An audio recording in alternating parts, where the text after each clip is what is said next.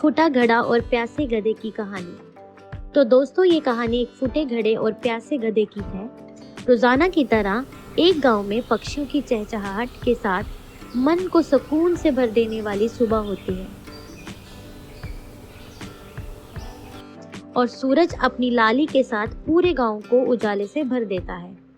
वहीं एक छोटे से खेत में एक फूटा घड़ा बारिश के पानी से भरा होता है।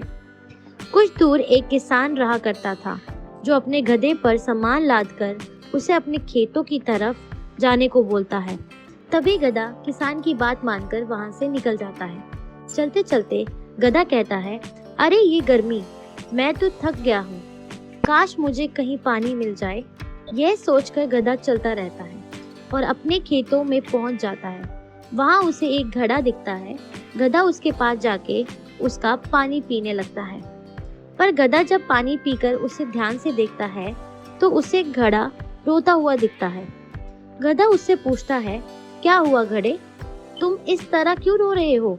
तब घड़े से आवाज आती है, अरे मैं किसी भी काम का नहीं हूँ, मुझे कोई अपने घर नहीं रखना चाहता क्योंकि मैं फूटा हुआ हूँ। और ऐसा कहकर रोने लगता है।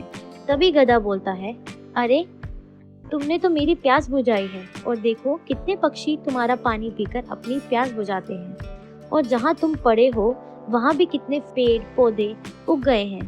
तुम्हें तो खुश होना चाहिए कि तुम्हारे द्वारा कितना अच्छा काम हो रहा है। देखना मैं तुम्हें एक कीमती घड़े में कैसे परिवर्तित करता हूँ।